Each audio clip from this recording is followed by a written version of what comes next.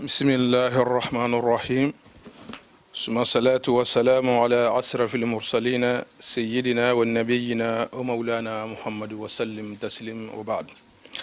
بارنا الحال كنتم وراينا بارنا كنترولا مسلمي كنترولا حفالينكم السلام عليكم ورحمة الله تعالى وبركاته وبعد.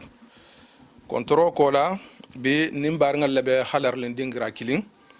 hafatan jaxbe kundala ani isigiñoxolu ani terolu ani kanuntelu parijan hatabula province la mantambe comme na alfaba min ni safama ko alhaji cheikh umar jahabi radiyallahu anhu wala ziyaro min nabe bulukarin nabe mutarin saruja senegal banko kan saruja safo jema ko saruja dantila kidugu awa région kono la ziaro nyimbe kela le 16 le 17 avril 2020 ko hana wuraye na hanalu konton halla longo kola la habunyala salima alko fasa kembe lonkuti asakembe mutakuti be ne alfa siaman bijan ani awa habilo awa mo siaman mini nata hanatar kanna boyinto hanatare awa hibaro inda sieto o mo folo mini hi fansoto hasija wolomo alhaji sahoba min telet atalamun na alfabati jambi atalben kunna jang ko hasija hanalu konton hanalla lon awa ziaro inna kola nolomo na alfabai na duati ni safama ko alhaji sheikhu umaru jahbi saruja alasago annabi sago o kola alhaji abdullahi jahabi o fanan bijan hambe ata ku kilingala mu ko hasijan hanalu konton halbunya la dun ziaro ina koto mimbe kele saruja le 16 et le 17 avril 2020 saruja je no botaje alhaji abdullahi seydi kura o fanan bijan ko halu konton hanal la long ziaro ina ko hibaro la mimbe kele saruja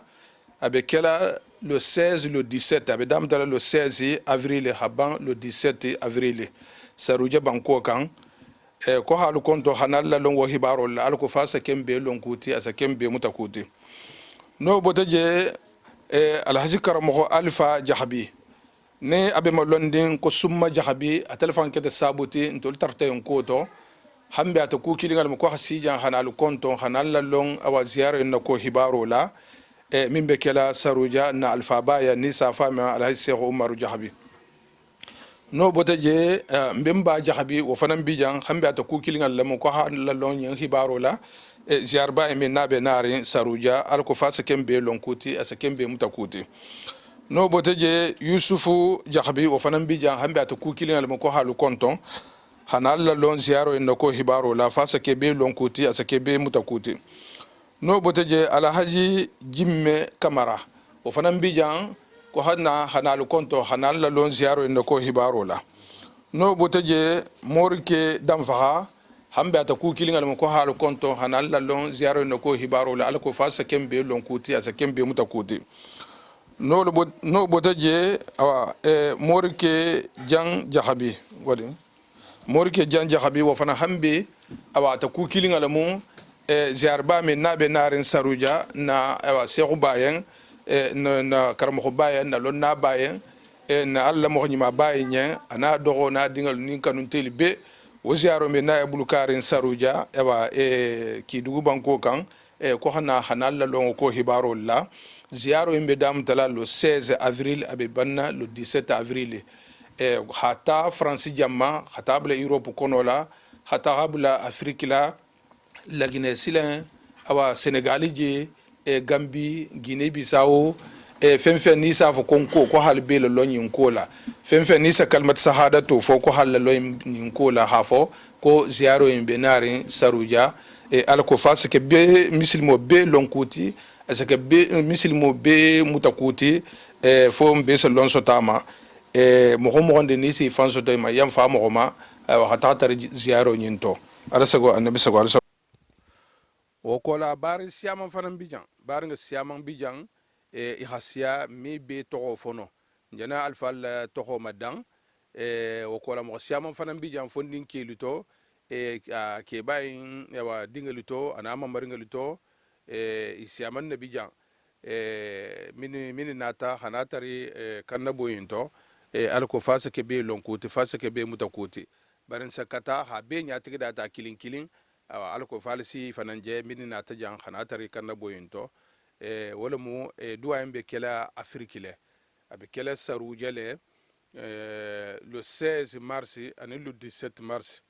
abe kela walla abe dam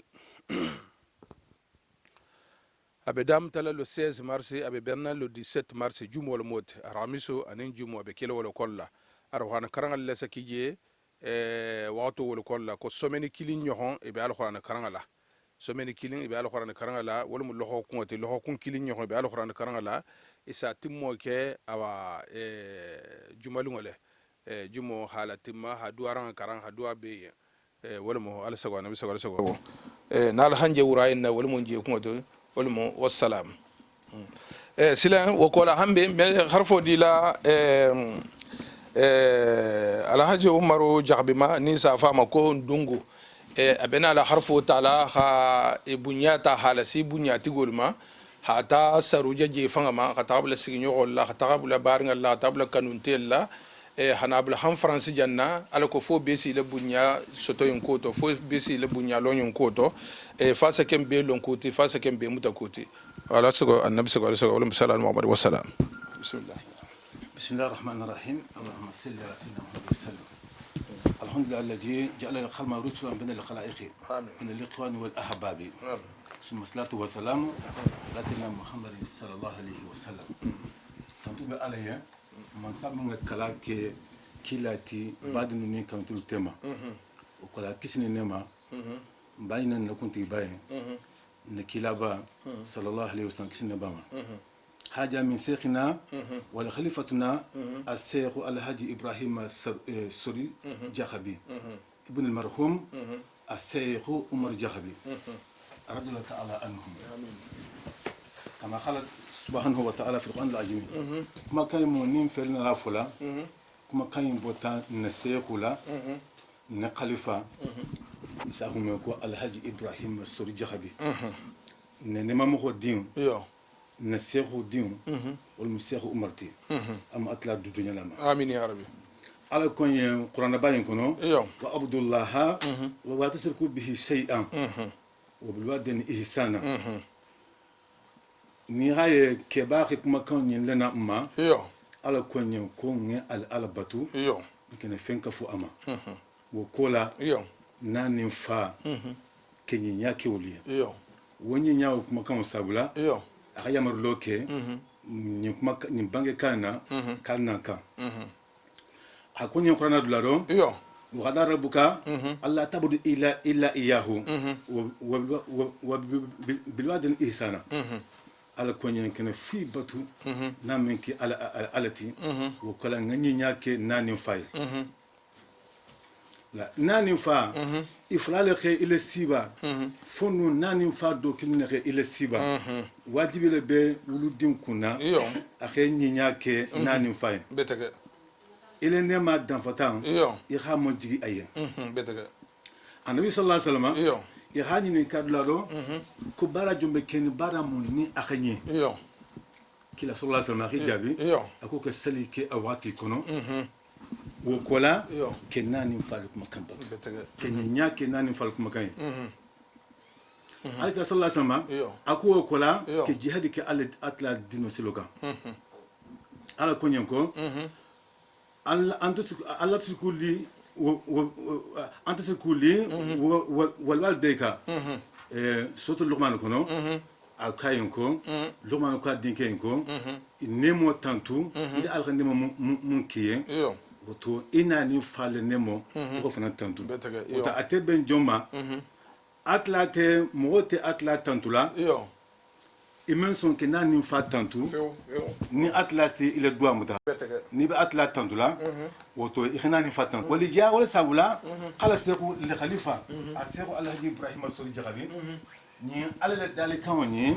ani kala bange kanyi wala khatu seku anneke ba afanatana akana fay badinuma ani abadinu munu be sigini serieux alhaji muhammad ba asahiru laho yo iko muye alhaji muhammad ba bari mo be halo laho lela laho jarabi wa seexu alfa jarabi yo ani a dogole be o fananti wa seexu bangali jarabi ani a dogole be o fananti yo a dogoni kola wal banuna awaluhu a seexu fil jarabi dinu fana kono keba mun be sarja kono wala mu isahu mako a seexu fil jarabi mo ba ni mo ni aldo afela a dinke fo no musomati ibul wali soma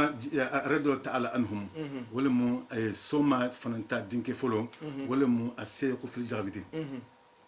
wakola aseexu alhaji umaru asahiru papa wakola dinu kono fulanja wala mu isahu mako a seexu alhaji umaru jarabi bari mo be sema ngalon papa jarabi la ibul marhum aseexu alhaji bangal jarabi ala le ne mo din munto alhaji bangal jarabi wakola aseexu muhammadul amin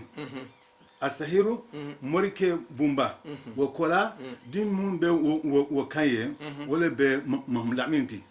mahmud amin mo sema nga alo muna saroja ani wotana isafa ko morike bumba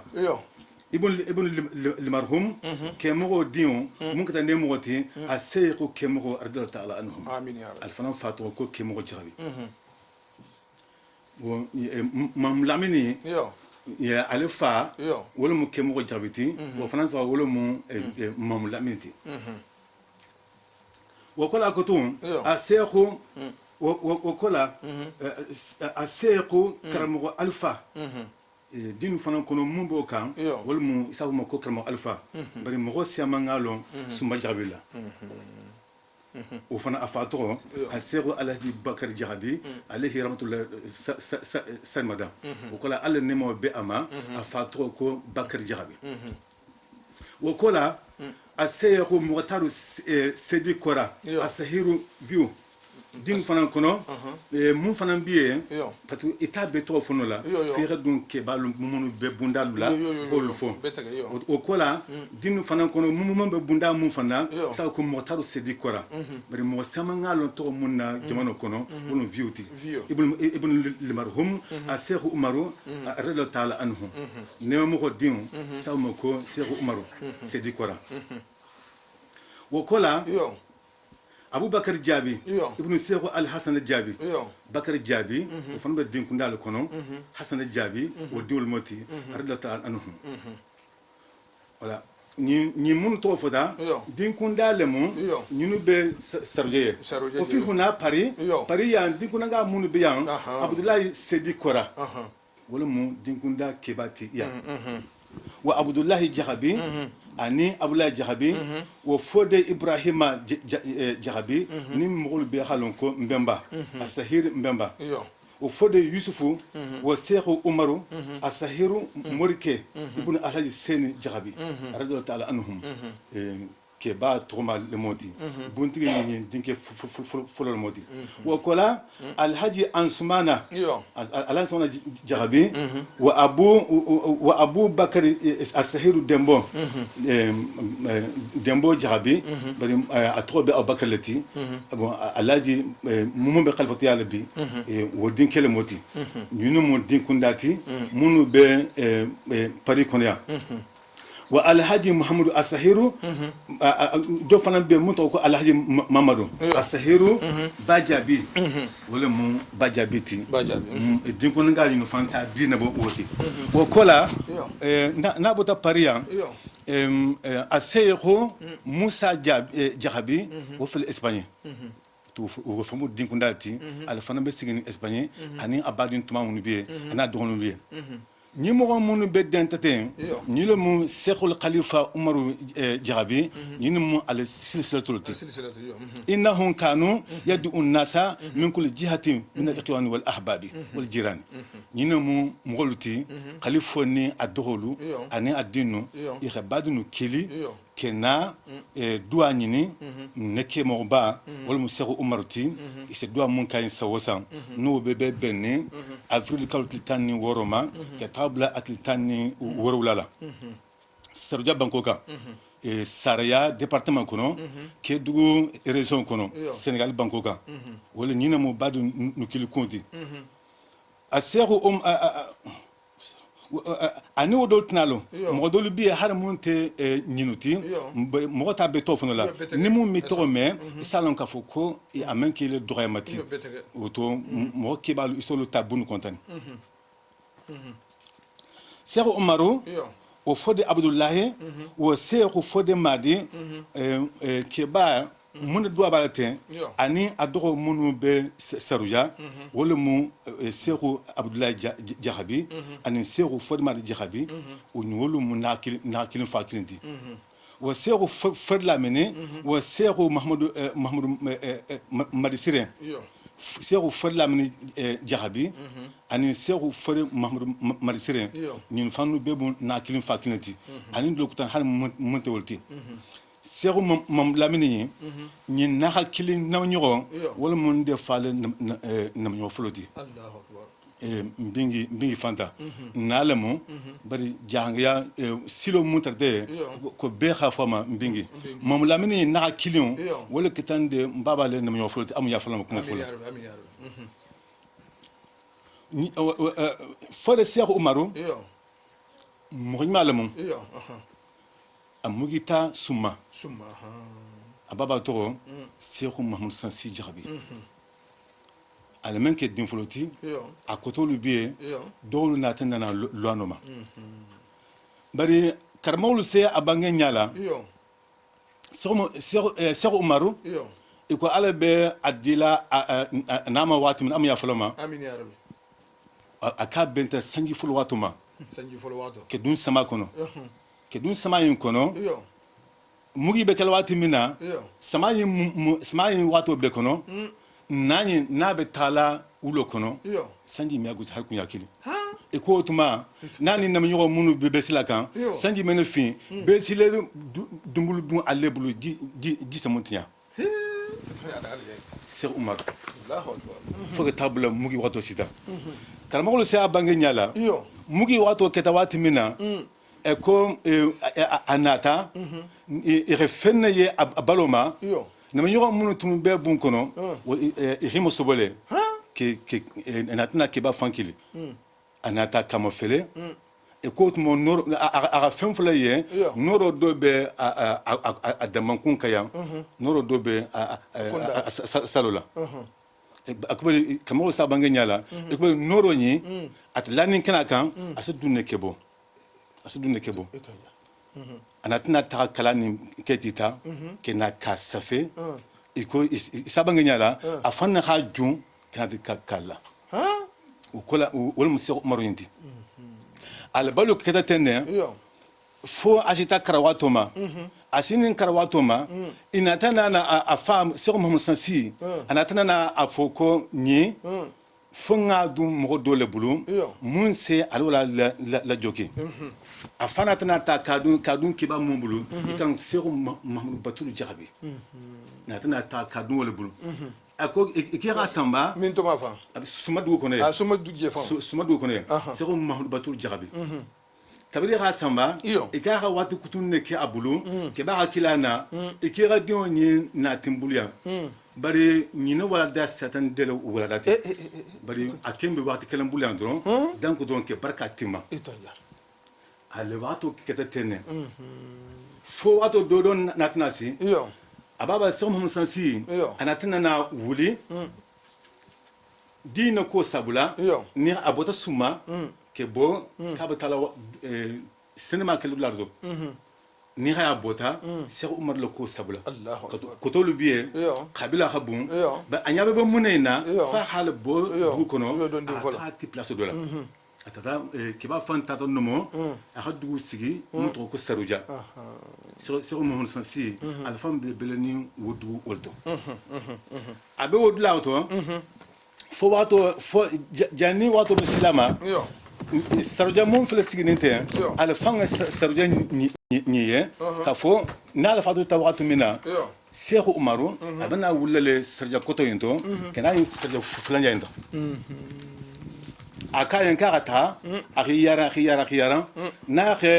ten sabaye lo ni dula o dula jamano kono wala mu nonu mu ala place oti akata man sede be fay anatna bo sarja ko to non be la genle kono be anim français menja kana dun Sénégal kono fo anatna saruja anya place akul mo place nié akadula be commencer de asakata ta fo kebay ako sai iramu bangenye bata place ye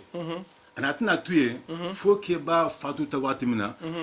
radiyallahu ta'ala anhum anatna wuli ke kenana serjo kuta nisigi wo sigi wolbe kenni bite wo saru jawo ahala ka na ala khakaye abena tana dafa nisjo koto nyento karamo sa banga nyala e kale sekuya afan alon ka fo seku le mon bari aban roni ale maramo do bien sa fu mon ko jalifli kanote munu be biam ngamre be khalone jalifli kanote wala hi sara la wadi dola akabe tala ito tamala yo atada futa kita seo fantamari kankan iyo atato tari futa kita o kondo iyo akai mbobo kan sarujale utumi sakili ko fara mara seo fantamari kankan kilinga iyo utumi seo umaru utumi sakili ko fara mara ako mbobo kan sarujale fara mara la duguto natal konton ako seo fantamari kai ako wadi atanye ako ni betala mene kilale abana tala agaletre ça fait kadabulu agaletre ça fait kadun jalfili bulu ko agata di Cheikh Umaruma kabete mogol sege aban nukuni agabo mogol khaye Allahu akbar ko bi kola kele ka ça fait le train kono akel fotu foda mara bi Cheikh Umar jahabi Allahu akbar al-Siraya bota kankane Cheikh Falmani bulu arlol anhum kana kadama Allahu akbar karamo sa banga nyala e ko jali fili kabri so fon ma lettre nyim do abulo a lettre nyim bula ale drogi jfala ka gari la fili ke ka kara pour atteindre tajolo betege ana da saruja kena ke ba konton ke ta su kono ki to funyo kena drogi nyim ta fona shi da bun kono asna gari kalfra a drogi fara lettre ti lettre mentre tout akiba mona nyinga ko tata selfant ma dira fenal dumbulu ko ngana ka dibulu ko be wonga ko anu nedo gi jifa karale ka kara alka akene fili ametani nina ke ba ga gulu ko da keltre bo kadabulu Allahu akbar ako ke ba akibele tre karakan selfant ma dira letro nyinta kadunde bulu letro inferieur kenana lettre ta kale bo ka kran badin lettre no da katale lettre frendi etonya wolun ka kran badin betema ado ni signol badin mo me bi akene fotu foda maratu san Cheikh Umar lam Allahu akbar wa Cheikh Umaru ale balu mo me mo ngadia yin wol mo kiseneke seno kiseneke ke talibolu karam ke dinu karam wolma barati karamo sa banga nyala iko na bula bunna subhatumo na bula bunna subhatumo mbata mogolu safo muma ko gaban salala dunda mo bari asetili muta za muma ko gaban misiri dale misiri tonte do biye ale gaban yin demla alboti na assalamu alaikum asadu assalamu alaykum timula kunala kamo sa banga nyala e ko ni luntan lun nata ni gani karike isafo yanko atadawla kuno itumbe sigini ase bunda yele atumbe sigini ase bunda yele mota kalama anata nyaw nyato motoluna kamo sa banga nyala Cheikh Umaru ate juma salla saruja daima na betala na subha sali ado munto ko formadi wala be ala bunda tawnati asala bunda taxum al kilo ala bunda kilo be lo bulu na be wala dron wala sna bunda sogama e ko na bunda sogama ni juma sali kata keban juma sali kenin kola nana wato sita iko fonyo façon dole sena saruja fonyo mungan ka fuko asmu bediani no kata dron mfa fodmadi asina bundaile asatre bon kono Cheikh Umaru ñina mu al hayatol ti itonya mogote mum banol ka fa wallahi Cheikh Umaru yo mogodo nata akan ato ko sambu danfa abuta dantla dugumonto dugunto ko jaberi sambu danfa yo bota bata kabna la kontona a hatri babe fani baji ni na saruja fira batre folo abento watima ko ba fani botumo ay ke jima akabe tegala ala kolna jolonta jedo Allahu akbar atata réunion mo kondon ko mo konna to be nakolna be jolon jekono malon sen ke nyaadele ko kutmo da tuye eken hamme to do saye akomba wojo nyaade ba fani ba ko jolon tabato lumena après ta kabula atata kabula sala fo badala ya atri konna bla silaga Allahu akbar ala konna ta kadabula ko to kenum atabanno la fola Cheikh Oumar Diaby ala mo kilin ko tun sama kilin kono modol fana boda ala dantla kono afantol ko sambu kanute anata akala ni manyo le jirita al mi afla golabe keni nati refendo dima na manyo abringa jiri sai hadin se mun ke da kono bi ka din manyo ma atemulu Allahu akbar ase mun ke na yen a hake ayen akayen ko wulata abetala a hatri ba fata atete no tu asagita akuseru ako ba fata metra no tu ne musu ben koma baluti semundama akayen kiken hamme akongata itata fushi da badala akayen ko samba akayen ko na akayen ko itato akukini nyale ahanya to yana banya la wotuma filo ni bakoma wotu wali wole mo bari albalu mo men habik alka Allahu akbar kitabul karam so fa ma de lettre ni mun safe ka do abulo aga se lettre kono ibete ke seruti abede ni yensai i khawuli i khatalbo lubla i khatrabalu nyini molla afi i khabalu dima mbeto kuma kan fuya letro nada akoto nyala mo bari mala bange kan soso bande senel radnya woti ne senel ke ken talbol balu wala radnya woti to nyina sabula jaga al falu ira alabatu kamosoto ala le kan ke seneke ke talbol kala Cheikh Umaru pour que kuma le tege c'est mun fono ala kuto badu mu xame wala be ñenti adolo mu yintike ala joñ ma ba e ko sirifo bota sahili anate ke ben selfonama akiyon kalmo selfona sali ako kala tu folo somoro kuyen ko ala tu selfona mensi folo sirifo ala bunya kama ako bismillah itam de salta lansara fana hakaja fitri fana hakaja fo safo francida ni selfna lansara fitri ala bunya wati saba yimbela ala bunya wati saba yimbela be safo sinina ako akayon konga sali akatu folo ko watu mensi folo akayon konga sali akatu folo ko watu mensi folo ahale konna bo akonyola ahadun sirifo bulu kama fele sirifo nya haye makangari be sigini be sel wati mo kon ko safu kama sirifo nimbe mo al khasas doti mo se mu yitono no badunla oto Cheikh Alhaji Cheikh Ibrahima Diaby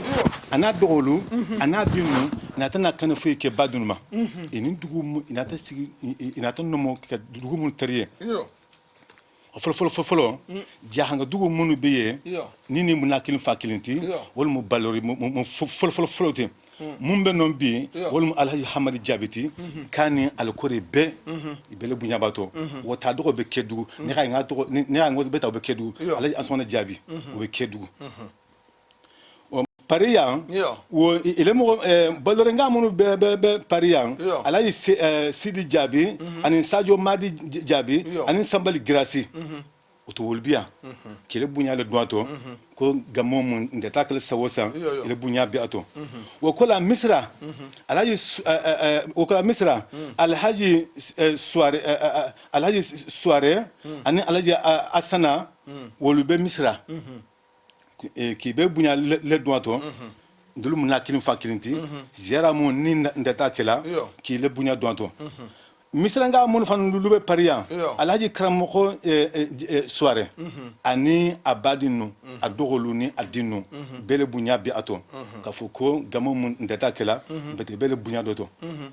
tuba kota alhaji seyko mori mordanso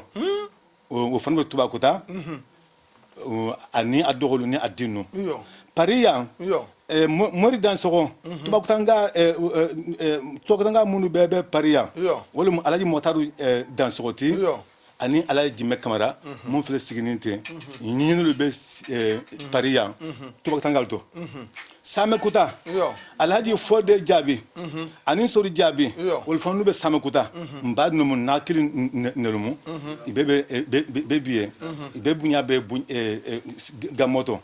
pariya same kuta nga munu bebe pariya wal mu sori sise ani ana dogo mahmud sise mogol be khalon to wal mu wiyeti we sise ku ibele bunya be ziarento jaha madina abebe dantla kono ele alhaji dudu soare woni adogolu ni adinu wulbele bunya be gamoyinto nafaji wala mun jatigulti luntan ninata be jila mo dolama betege mo imenna be jila mo dolama mfalu nim bembalu ibota futa ke dun tirjigila siama be numota mugolema hani ri fansun dugo sigi be na tamugol jono kono oto na mfalu nata kena jamono kono sigi ta dantla le wodu folo wol mun nafaji yo dan fakal munu biye dan sogol munu biye fofanal munu biye ani contentement lu nga munu fo munu fo ibele bunya be kuma kan to wala mu kamon to de masay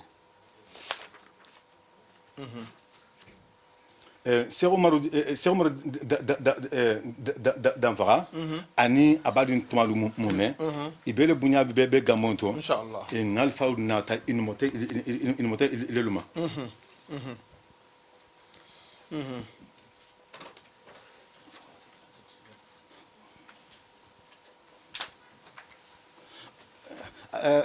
ani Saria yele fanambo nestaro jalle département Saria ndinke biye wuludinamu mbemba lafu jahabi ababa toko mamudu jahabi obesigi Saria minte kunda sise kunda mogomunu bebe siso kunda alay salimu sisoro ani sadio danfara namase ke dinamoti anakoto maraka danfa obesigi ni buru ibele bunya bato gamoto ndata mun kelen fanyimay Cheikh Marti wolmo asigi sogo mint Saraya mumbe pariya wolmo alay salmu siseti ani adinu ni asigi nyobe ibele bunya bato ngamun nyini ife kibe bunya don ziarado ani beti lay sebo jahabi afam yansto ani morke jan jahabi adole mo abata kila ani mamudu sisoro ani sorike danfa wolu beti lay ndol falu nata ye ni mota mo munu fe wala moti be bunya be ziarato do mu kala faye inshallah jahaba ani dantla duto mume ketabla dantla duto mume ketabla sirmanala ketabla beldugula adugu betefono be halon ka foko nimi to me amen ke lela do dramati bele bunya bato inshallah jahaba alhaji yermahamba jahabi ani adogolu ni adimunu biye ibe bunya be ziara ndo inshallah pariyan alhaji bangal jahabi nabe trapu ani adogo alhaji seku jahabi ani alhaji umar jahabi ani dunu tomalu mume ki be bunya dun gamoto alsogo da e badun besaw kedu lamniya kedu sila kunda alhaji lamni soare ani alhaji mahamadou mahamadou Sissoko voilà mahamadou Sissoko bon ale be Silakunda ani Silakunda alfa momé ki be dun bunya dun gamoto ani alhaji alfa grasi Silakunda ngalemu bari abe kedugu foki a to fonu ta akoto to fota betege to francian alhaji mori soare alhaji moro soare ale be Lyon ani alhaji wandulu dansoro jahabangale mo bari sa be pariyan sai ani balin tumal moment bi be bunyadna gamento same kuta nyogolo alhaji kemo touré ani woni da so kunda mun bebiye ani jere da kunda mun bebiye ani klas kunda mun bebiye be bunya be gamo jarato mun kala fajima ya inshallah pariyan lamniyanga mun bebe pariyan wol alaji jaje sise ani alaji arfan sehu khamisoro ani badin tumal moment ko ki be bunya dun gamoto mun kala fajima ya wo kola ke dugu kono ye ke dugu kono kenyeto isabu mako isabu ko madina be isabu mo samangala ko kenyeto mbadin bien koto bien a seku alhaji mbembandin jabi ani adimun bebie alhaji ansumana jabi wala mu al almamoti oto ko ani adogo ni dimunu bebie ibe bunya be gamoyen kono inshallah ani bar musul momen wakola monsieur abdullah jahabi voilà wakola kena dakaro nkotolo munu bie asero abdullah jahabi asahir alhaji koda jahabi katu jahani ame koda dron abdullah ti to alhaji koda jahabi na atro sani mu koda leti ani alhaji kemoro jahabi ani fodi lamni jahabi ani mbemba kumbili jahabi ani alhaji ibrahim masori sise ko ke ibe bunyadun gamoyinto wolu fan lulu le barbe o kola ko tugun kana sa ikedugu na alfani ma biye wala mu alhaji muhammadu karankati bete yang abano mo nene yane ni wata be kedugu be halon alhaji muhammadu karankati alhaji mamadou karankati ani akoto nyima bien alhaji seku fode sorimente ani altalbo ni akoto be ana dinu moment ko ki be bunya ziaro ko kola kotu manna jaha balakunda nsafo marna jaxale mo nsafo ko balakunda abetamba reson kono balakunda alhaji ibrahima biye mogol jaxalon ko alhaji bobo jabi ana badunu adogol ni talibolu wolu ke bunyal si bema ani kemo jabi albe no ni sumangalemo sumadjama sangalemo ado ke le flexibilité ani bebe bunkino kon voilà auto kemo jabi o auto sumangalemo bari ala ke aso dingra ben bala kundal ma beten ani adinu ni abadin tumal mon bebe ibele bunyabe jareto pariya bal konanga munu bebe pariya ibele keba wala mbemba la fu jabiti ani alaji mo lamni jabi ani alaji karamo jabi walmu karamo alfa jabi ni be xalon ko sumba jabi ani alaji kemoro jabi ani alaji kemoro minte ni be mu bal ko ngati be sigini pariane ko yibele bunya be gamoyinto wo kola jala ko tanda mbal no lubiye ko to ni ndol biye walmu asayqu seti jabi o jami liqwan wal aqwati abadin kemal la musmalu ani dinkel ni dimusulu ibele bunya bakon jala koto munu be pariya afolo folo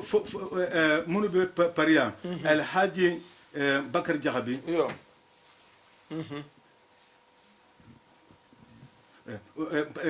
jakoto nga munu biya al haji samsi jahabi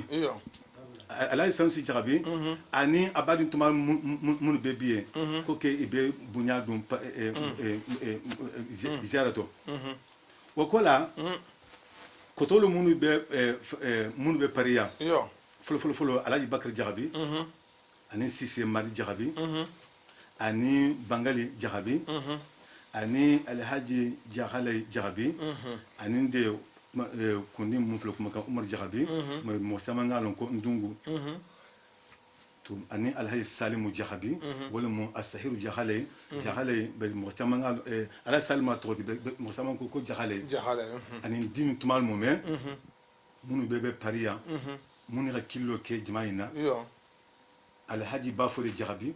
wala mo din kono folo ti ani alhaji papa jahabi wala filo nomonente ani alhaji umar jahabi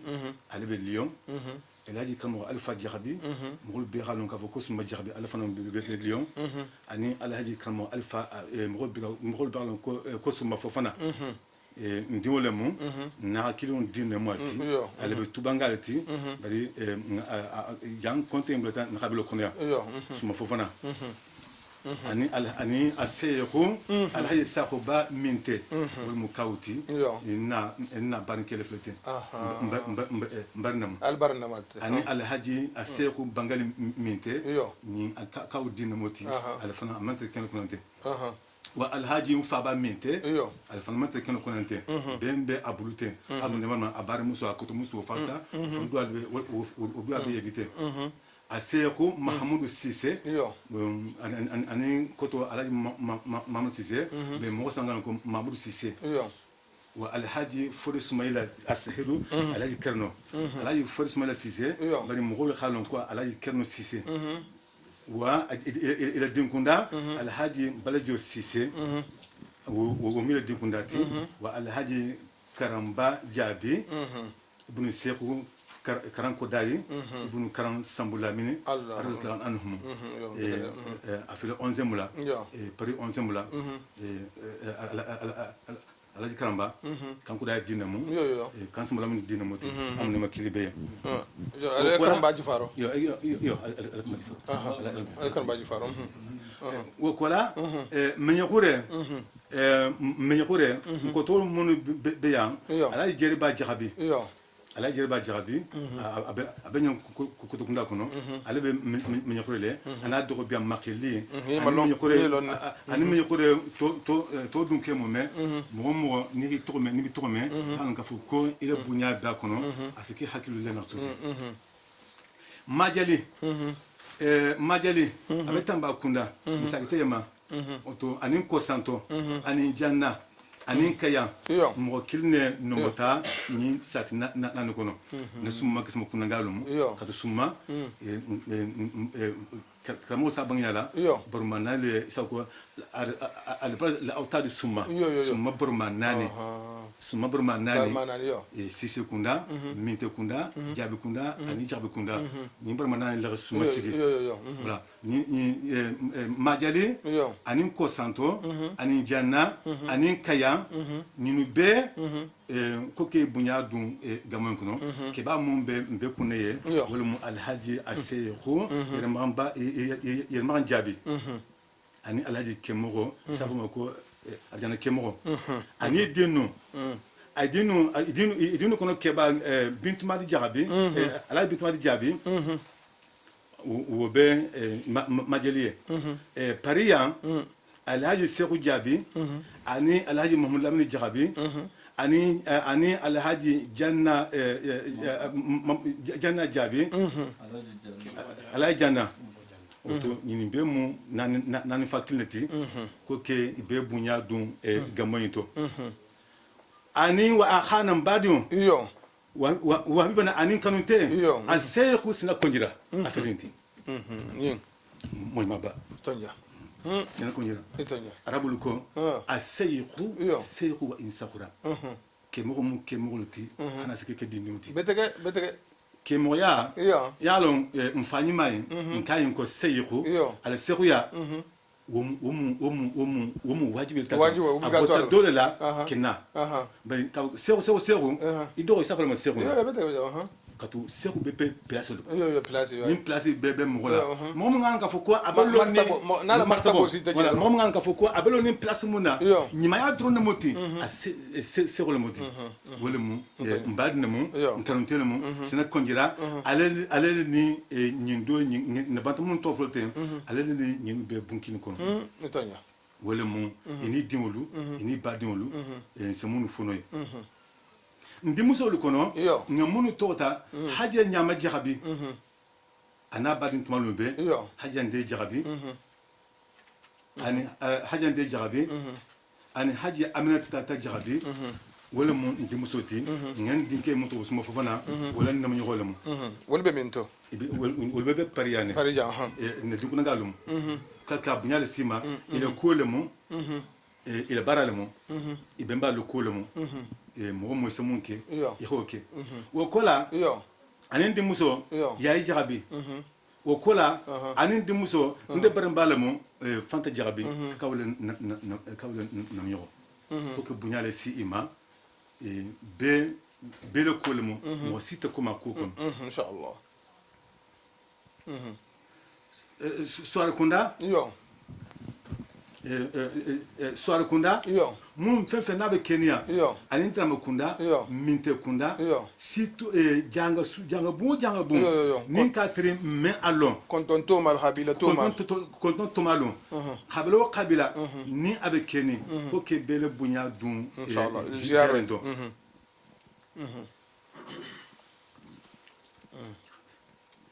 Dakaru jabanga munu be sigini Dakaru nkotolu kono ye wolumu alay baba jabiti ani ana dogo transman jabi ani nkoto ke biye jibril jabi ko ke abunyale si ibema ani balin tutumal momme dimusolu kono ani barum sol kono Dakaru ye haje nyama jabi wolumu nkoto musodi ani fenfen ni kati barmu solemu ana doxolu be ko ibele bunya be doyen kono ñina mun ne kuma county kitabla kawla kala kitabla chesila nabiye fanta jabi ana dino donc kitabla kawla kala badunu bebiye momo ni hitome momo ni mi tome xana ka fo ko ile bunya be akono ne ampulo mo be nyabala katu ampulo na manata suto ici 2 kilo killing flas bakay haje way betege sahar mais satri ampulo lo ni la mena mo nya tete nona wol na ampulo ni maba asayro al haji Usman Jabi ante ka bunya do ato ni ay kuma ni ay kuma bama parce que na fu kawe ko akonyon ko ala Usman fan ko ngotu ko fo afangana nonte awala il est trop besevela inshallah اولا اللي تغب ان شاء الله كادو هادي الى الخير كفائله ومن مغوتا قبل السلاكا نين فن كتين كونو هاني كاد الى تي الى خبرك بلد ما براجوتي كابونيال سي الى فلوما الى ما اولا تي فوبلاتو مي فوبلاتو اكتا اكلتي كاسبا كاول بانغ مونتي نامو فلوتو ولا نلابونيما بعد نيما wala mu ala seku Usman Jabi ani tuba khalifo mume wala mu tuba futa tuba يعرف من بيجا فرنسي جا هي بنيا السيق الحاج انتاي جابي انتاي جابي بري مغو بيخ مولون ماجورا انتاي على ماجورا انتاي وكولا السيق الحاج مباس بابا ساخو ايوه بابا ساخو يو أنا بادينو أنا دينو أنا كنتلو وكلا الحاج بخاري غراسي أنا دينولو أنا بادينو أنا كنتلو مومن وكلا الحاج بسوري كانجالو أنا بادينو أنا دينولو كوكي بي بنيادو زيارانتو وكلا الحاج مبمبا سواري أنا بادينو أنا دينولو كوكي بي بنيادو زيارانكو وكلا الحاج جيريبا سواري أنا بادينولو أنا كانتلو أنا دينولو كوكي بي بنيادو فنغوتو وتقول مو كما كاونتي مو بوتانا ندلو كونديون لا بادينو بيان إشنا أتولسي ولم أصل بادينو بسوا على مو نيماسيلا ما آمين يا ربي أنيماسيلا كيمبي آمين يا ربي أنيماسيلا كيمبي آمين يا ربي آمين يا ربي آمين يا ربي آمين سيليا محمد آمين مumbe mun ziara bala yo adinke sabanja ndek wala bo wala bulu adinke sabanyo sabanja o to gonde el haji mamadou diakhbi wala alay mamadou diakhbi ndek wala bo wala bulu to lundo abije afata allah akbar amin ya lundo yo selfana mo selfana ko lan sta karange yo lundo tata na ta karana yo na ta no wani abit kura khatumo karana abit ta wala dinna agonye aga bangya kondungu akondungu yo akon ninde men du arjana ha akon ninde men du arjana yo comme sama setu koma adonyal moti de sa wol mo akon ninde men du arjana kono yo comme sama setu koma allah akbar comme nasile ake ma fo mo atafula okay bare mbilar wala halma de ndole se taria ke mfambula mo kuna dil kono be alla jonyima mo safa mo sobole ba asahare akon ninde bandu arjana ma fa sedum akon nimmen du arjana kono comme sama sestu koma parce que mo min ba ko ma asia ولم آسيا أمين ملامة آمين يا رب نفعني مولنا آمين يا رب آمين سل يا محمد صلى الله عليه وسلم ولا هكذا ولا ما نقرأ دوني يو إلى حرف بنت بتجا سوتان يحلنتا surtout ke ba fanga ha mi yita la koto o hanse o bete hanya nin sago fanga me o fanga bulla o be continue lo male haka woli di atanye bete hanse o to le bete ala karamato mi diketaye o le ke o fanga dron kayento kuma o kayento kuma donc atetilo ne se fantama la tilo benta vous êtes au bagna dondi bagna dondi bon voilà ite fa ma monti fole parce que ba tellement acteur ti jante fole ite ma monti ndemo adineti adingalati kato adogo dinamti adogo dingal mi tete voilà baron ala sago ne sago ala bata alhaji umar jahbila harfo le ni sa fama ko ndungu to ma lonni mo wolati albata harfo le me ahmiyita na alfa bala ko to nolmo alhaji sheikh umar jahbiti saruja man tambi safo ko me ala ziyar ba min nabe narin khatabla dokhona dingal la na mamaringa lu mini satran kankiyata wala ziyaro le benarin abe kala le 16 le 17 avril 2020 saruja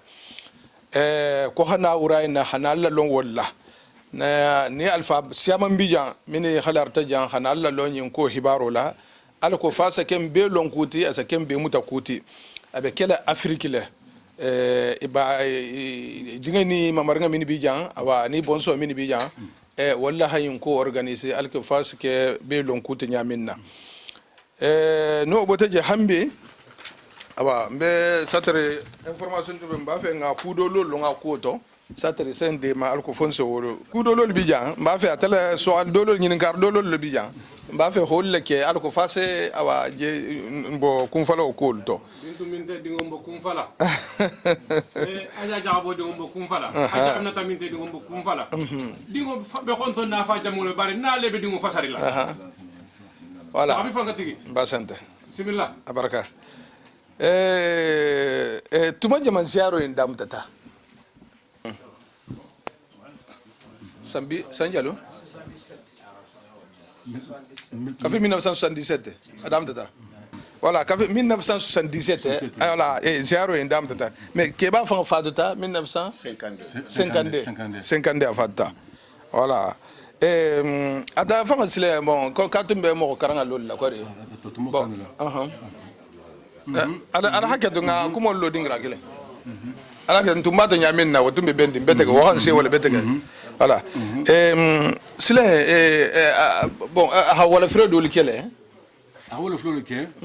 Alors a dolo siaman tumbe ngamunu be to modante. Yo. Ni siaman ni be mo khona hafidi loti. Katu a doke mo be a to mo to ko mahmul amini. To wo ala men fatu saruja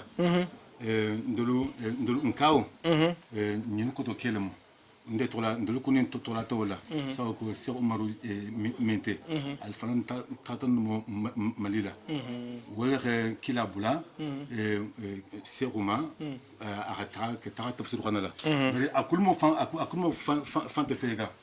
akuma te tafuyela buto ke molta ka ta joto saruja fo ke tabla maljo ke ta ka tafsir xanala mais awche natna me ke ba natna na fatuele na sabitu ya kitabo lu wala fi mun ke dina kulti ka itata mola donc o kitabo le budget quoi de bon jamfan ziaro e minji enteten doa e minji enteten français ja alsa kele alma ki jam folo madame ta bon parce que jan e kanya ta karma ba lo mo khalifa ya le jete ba lu fodi do nyandanki karam fodi ba nyandanki anen karan khalifa kolda ani bon fidawo en fa ziaro en fa be kala do ko tan saruje je fon alsa askenya alsa munni be baki jan munni mun sa dua ki jan ni satre ko se fengel collectif ke al ko kha ta financier donc on al fana ngo se fala sa fana se ben na al ko parce que al ko fa se wol système bo da ko ba hartu babba ke ngolu wol fana sa kele sai jamano be ka voilà asaban wala jumalu ngala sake e ko me tuba tas ke nyame ul fanan so le ke o ul fanan kar siama ngote isaru khana karangal ke satre ha arhamis bon ha arabo sila arhamiso ha jumalu ngo adu aran karam donc al khana karangal sake ato sila al khana sake ni mugul benta lumina asroyele be kala jumati ulna mugo se bo fana semana la Mali, Sénégali, la Guinée, Djamani Sabayi, Mbosna, Kendeke, Mali, Famodoti, ni Mali, qui va le français. Enfin, le coup, c'est moi qui Mali connaît. Délégation Saman Sena Kibono, to Woluna, to c'est sous Beke, Kandibola, Kassido to Soula, dans le Kenebala, ni Kenebotoa Timina, Korana Menakaran, qui Hatmo Karan, Jumalou Saouma, Douasna. Voilà. Saruja Kabe Sénégal la kono yo Sénégal Sénégal la Sénégal Sénégal la kono bon ni men ba fe sila hata saruja je istaghnyadi ko ni men ba fe habo la Guinée ou be ba fe habo Mali ou ba fe habo Sénégal fon kono hata saruja askanyadi misal ko ni be lo français ja misal ko ni bala français ne ke bank ta Dakaru fo saruja sila kilnemu Dakaru ta Tamba Kédougou Saraya grâce saruja voilà ni bala lagina ma fana ke bo lagina ma fana ke bo yekna Kédougou ni sta Kédougou dron ibete si saruja ni bota malikon ma fana sa yin godron belane ke bo kinyaba kena saraya sana godron belono ke sila tourner ke ta mara ma fana ke ta saruja bon ibota ma fana biten à Tamango donc gente sila badala je fi hadum kono fi hadum kono tenten fi hadum kono sila bo saraya directement faut table sarujala ketambe keta dum Mali français kono mais sila ba mun ka fuko sunintili bo buluka le kana tourner sila ata bon voilà bar ni passa se woto le dumo ni passa se comme il faut personnalité bon woli se Kenya des sol Kenya de ni femme personnalité moto ni que me passa se l'état là ni rata Dakar directement et c'est trano faut Kédougou ni sta Kédougou Voilà. Pardon? Mamet? Ah, l'auto bidje Han Sarouja. Ah, Abidje Saï. Ah, voilà, d'accord. Alors, qu'est-ce que non, avec mieux non fait. Comme vous transporter, la carte de la Séguila à Marabo, Dakar, à Sarouja. Mais transport besto, il va être à Ramussaoui à Rabat. Voilà, parce que alors bah deuxième fois le temps mo hol ben ala intéressé les jema mo ho façon la hasia bi ni sa ziaro to ke ba na ku mini jan foten o jana ta fa jati nu ko le ala jema hata haji hata duwa ni o duwa ni na albije bon anin bar nga to ma do albije har commerçant albibi musol fon commerçant ni xame ko duwa ba albije min c'est taxala je sa woto charger la ta e bata yo wala le bele aha donc ni Dakar la mo be tala gar voiture ni Dakar le mo carré lu be Dakar directement carré Dakar fo Kédougou voilà ni sta Kédougou dron c'est jigiye c'est mobile soto le noyer lu bi courrier bala c'est beau Sarouja Kédougou directement fo que taye Sarouja voilà Kédougou ni jeje combien de kilomètres 100 kilo kilo asilo kengani ya silo kengani Kédougou fo Saria kilo bioro ñoo dum godron ke bo Sara fana ke taye kilo bina ñoo dum sila banduma le voilà d'accord voilà ma sante awa fa do jena alquran le bar sila je san sate en fongo ba al felente al hasiya jonko ba annonce fongo jama hasiya ya ten an sona volon ko c'est la première fois wato do mo lulu mo tan no lulu sake atol le bar behi mobiliser tan khana vraiment ajana itan la hafo ko sate nyin ko zero nyi hadi alien na alba kan do alba mtari nyon fe et puis fana ko mo dam ta hikura to fayde mo kamme o fan tout ça ça marque jol be raccorder na be mo le intéressé nante intéressé bon sate enfant atol fa albata kudo kije alla communauté min bi albata kudo kije yo de que Batman Betello, Monsieur Kamate, d'autres sous-biétés, Jongolo, d'autres sous Marcel Marcelo, Bari Moluni, le Fanson Bono, qui au Loloten, la Lauten, bon, jamais du le fan voté. Batol, bon, Docteur Sou, ok, bon, Madarsadou. Madarsa au BMM, Habité, Falra Montu, Madilsi, donc, bon, Monsieur Doucela, on a mis tu veux bien faire la côté de Alpha Monsieur Montu, ou voté, Alpha Mon din le follow mon fanakala, ou fan voté, ça y est, bello qui Sabagnon, au bata ban femme en bantelte, abantale. O le bangameta 97 o lo ta kwade aha basante awa aha alto ko lo le forage ko lu do almo lu ke forage lu biye aha wol bije man sekunda ro ke fato do masunda ro ke aha amon kura fenge voilà basante voilà basante awa fayda wolle mo nke mbata siwa mbata nyahali ni ala son talbe barkala la tole ta taqdula fa be si ala le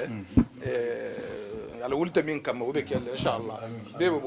bola kalma le ande awa jombe atala yo tunga musa fe ñaata mata mo kilo kuna sa hatile xaje yo wolu be gamoy organiser ka yo mun ba ngamu to fo sa dinno kono nga sa fel be hakki to mata kuna wala mo asero mfasu jahabi kedu bunu limarhum alakin mahmadou kemoro din sonya uta dinamo ile lu be no man kedu ñen wala tayele to nga sa fe kono to asfor la hakki sa te ben sa wala alele ni alebe to kini kebawla mun bota saruja wala mu abelo nga sa fe ñati ta kono wala mu asla sabo wo kola gamo be masela les 16 tabla les 17 là to ni tagala be tagala asifunya onya les 10 que manya tagala na atri en fana wo be kala après nonti badi mun be bien dent la na bien ka kuma c'est na fajima tabla dent la to mo mela mo ni ele doit son soto ko ka bla ni doit to ya ni le 10 tema ni référé mo soto il se fait que ça le si ni document Ablaye Diarra Felian, Ablaye Seydou Koura bien, Mbemba Diarra bien, Fodé Youssoufou Diarra bien. Ni mo nani dokini, ni dunga mo doste idorol kono, marqué la nolka, ni mo doste sotol kono. Il se fait que kalesi wolma, jani les 10 besila. Les 10 besila mouvement, vous êtes qu'un tala qui ont bête paré. Le 10 avril. Voilà, voilà mon alsego, badou segon, c'est mon fono, lien kata ya futa la dantlala inshallah mo asgo badun besego momo ni ramusuto isa dunu nyunu bulu kono après kana no fana bazanta sadaka asen kanun kadi wala braji khabun sadaka kanun kadi wala braji khabun jamano kinyalmu ni foi sala siba no sika be dron halan kanama wala khafsa katu kasafe kasana tambata ni mo mun fote abdullahi seydou koura abdullahi jarabi memba jarabi foi jarabi mo jarabi ini drotement mo ni mo ngaso kasana na tambata enrol di afrenti kasafe wala khafsa katu lon kala na fotamuma أو بالديني ولا أو بالديني ولا نتنا نفلو دملا كولا نتاني نكان كوتلا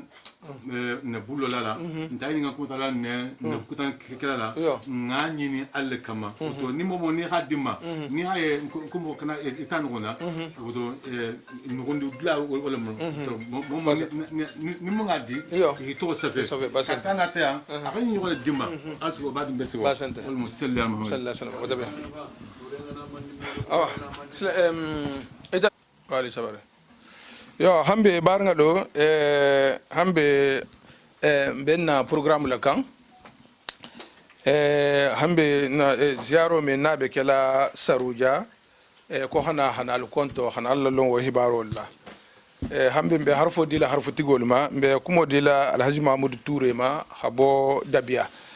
afana hambe bunya kan halasi mo hominima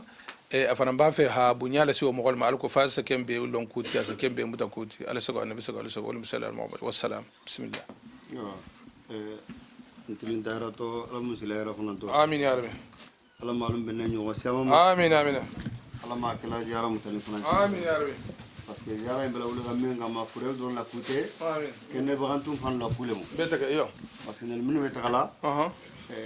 jama min nyogon tar yororo yo mo man da kuna diloye betaka yo hijabu be sibema minu wata ka bawulu takatale nel minu bi nyogon tar la ka duawu nyini yo a duawu hijabu folo min nelu betaka wala ma gele ma folo di parce que nere ga damuta serungole serungo nere ga mobili la wuli mobili be bulu ga mo mo gandi do ken no fe mobili ko non nat bu to dabia ni gatra ake katra jahrain ke akatanya la ga sufla ke ko masto ni alla dindi minu kafuta katren be mo kilum leti mais jagabe minu be saruya o jagabe kilum le dabia fo wol no ko touré abe mo kilin itonya nulni faale ga sutu ne be kontega e komi to ko kunda alay bangala am ne malima amina ako ni mo be nul keta ako touré minu be dabia wala be nul keta donc galon ga fo nul mu fa kundalati mais bi ne ni keta le ya komi dogoni ngoto kamasto ni la bien fait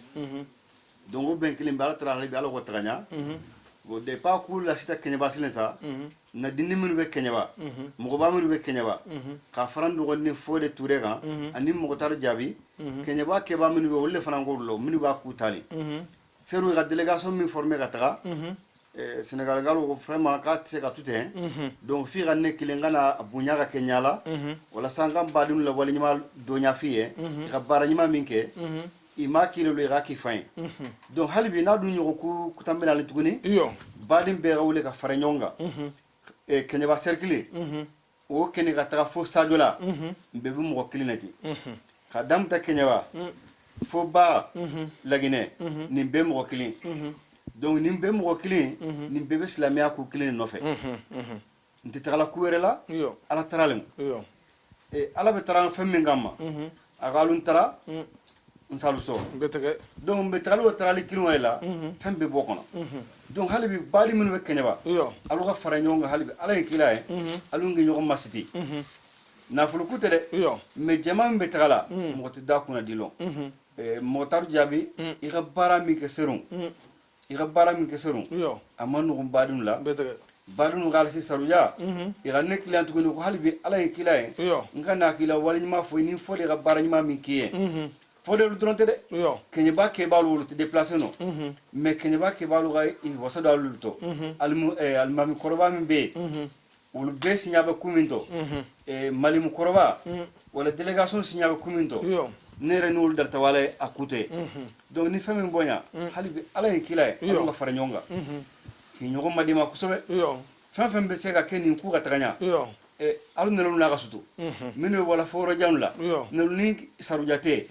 asiali mba man tambe kilo bi orola itonya ni botana wala kono silafe kilo bi nani wala kono silanu fen se saruja la suto itonya mais comme goudoron be say ere kilo no saruja ere kilo be saruja iyo goudoron nem gouvernement nga silaba bara kadun saruja dugu gono et pour le fouille ta silaba wala nim bori ga di ere goudoron ti itonya donc fen bonya bori fen ku keni fanfela et alhamdulillah wonu gata itonya donc halim bayina badunu fe itonya saruja ngalo akila blanne ko ngana iyo kakana kenye ba représenter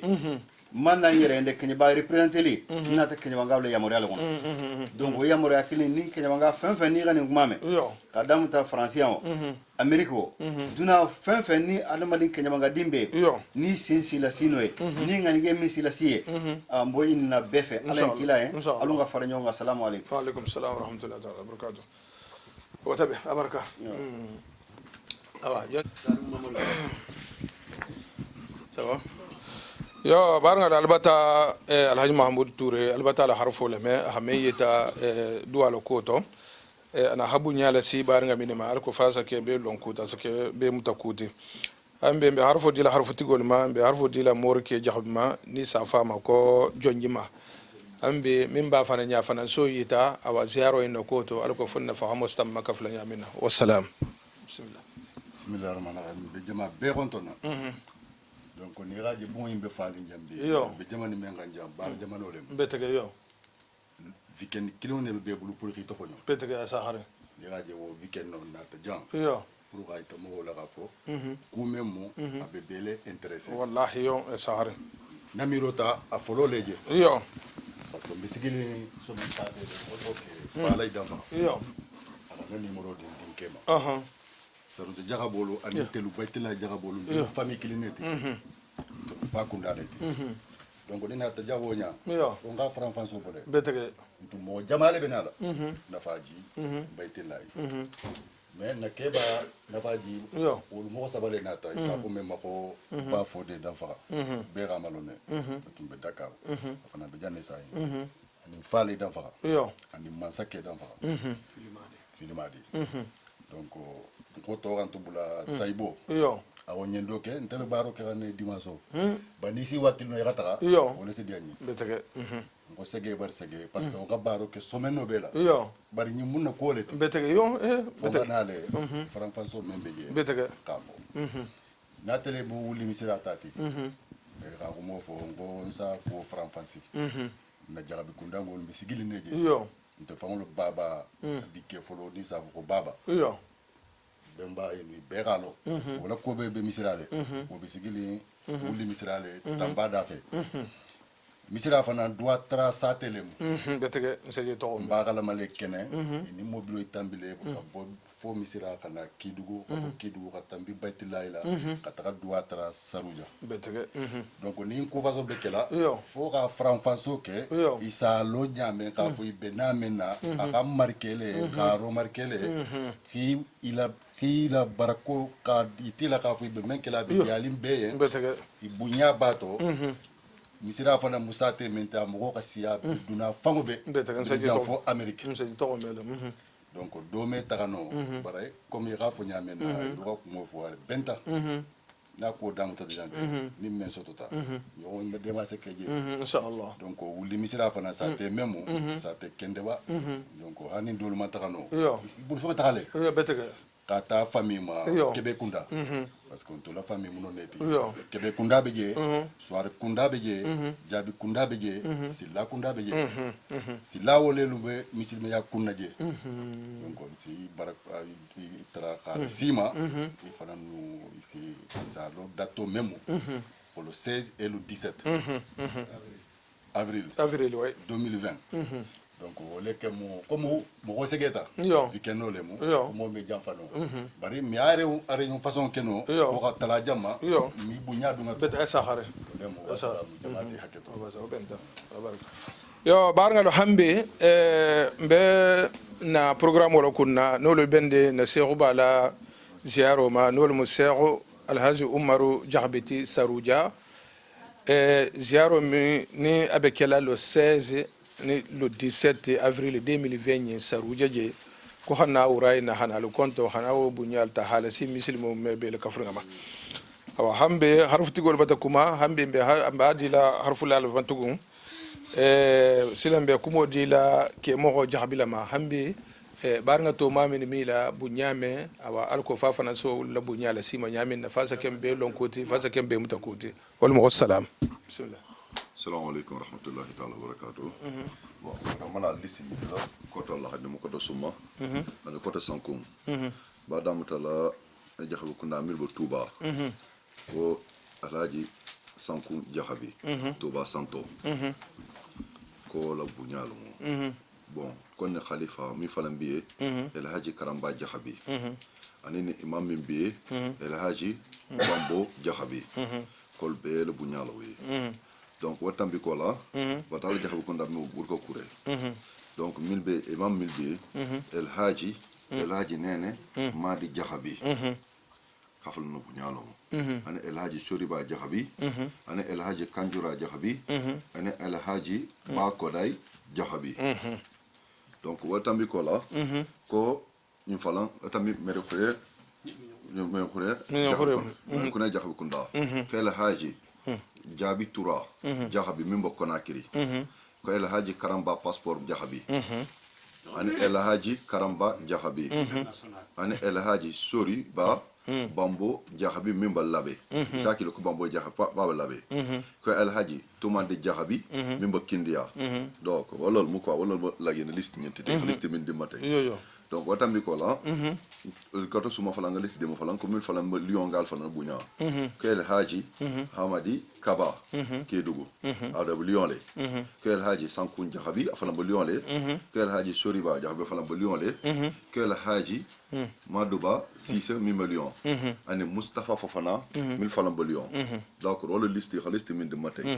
bo liste wo watambi ko la nan ni ngene falanga liste ñi dilma ko bon ko nga ala tambay bon musul la liste ko nga ala tambay mal bunyala bunya yo ko hajja nyama jahabi kana doxol ana dil ki fala no bunyalo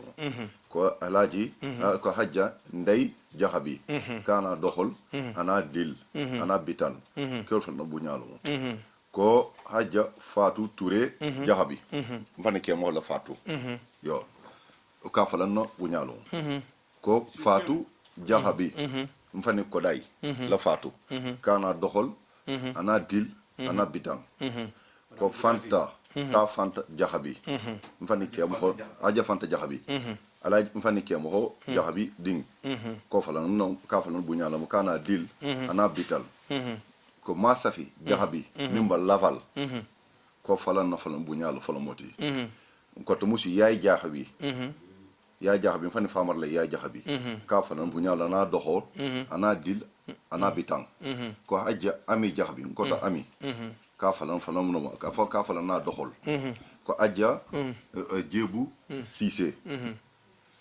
ko tambi ko la ko ajja Fatoumata Cissé ta farmat Cissé hajja tigi danke jabi ko falan ki fe le bunyala mo ni dil ni dohol ni bitang ko hajja mansa jabi tanta jahite walba jaha medina la kedugu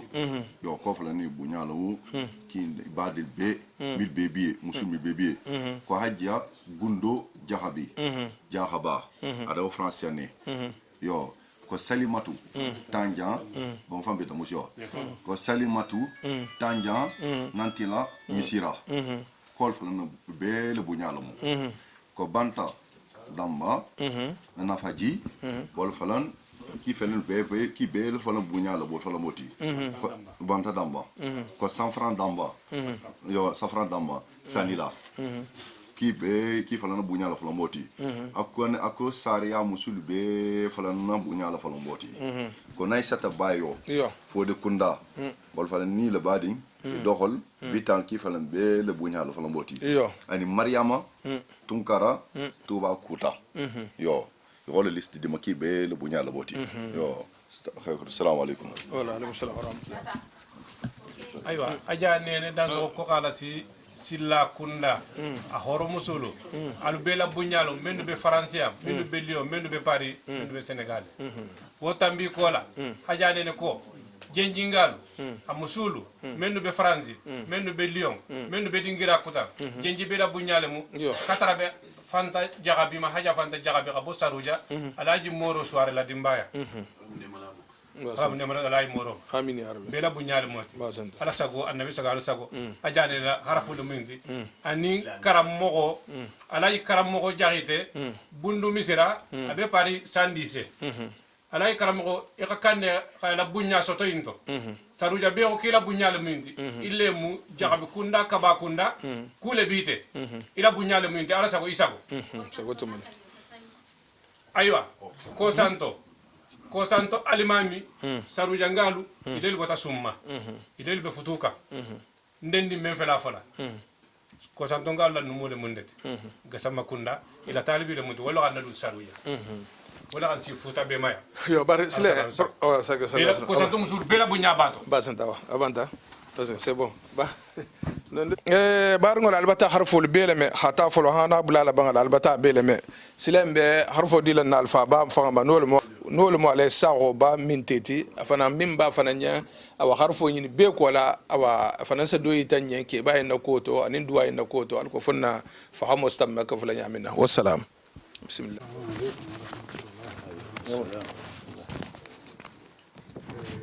ki defa tay min bendiri en fo ñaxali dono bawa kete fefen dinde ako tare ko summa Cheikh Oumar ako ta summale koto yo Alhaji Bangali yo awa nega en ko Alhaji Bangali yo jo ñemani ala taala tema mogo mano fa fam no tati ki ka ala fudiste ko meta kala makka barala kubeti mata yele awli tale summaye kana adoko bata saruja min tambiti tema awa dugri no kholo bari Cheikh Oumar takama be hajjigele ni hajjige girindi ta fi xawuli o ay sahar ni wote yo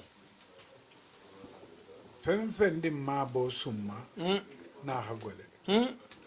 bari ja hangal ko ko mali tura ba fula yo me kundino me kundino kilo ta sahar me kundino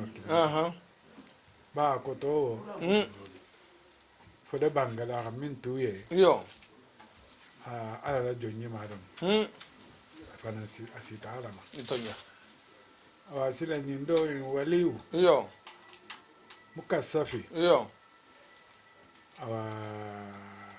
ala ko hagole dondi ala ko hagole Cheikh Oumar ndaka yele nyala bawo mbaba takata malida yo kana lutu summa mbota summa ko metala malila tambaura safo da min mako safa dala abe tamba urale ko ntata ngati du fula ke saruja asabanja nen tambita yo nde ke safo kana dim min na kumu nyata yo o mala di seni nati ana manke mo jambate o kanya nem fatema kenelem bari ngomi nu ke ni kene bota ni kojubo wati ni na tawro panyela min ba fo la nati kontone malun tay mbe masara ka meta kanne itum ba fo la ka fo salfa na watasi abata banni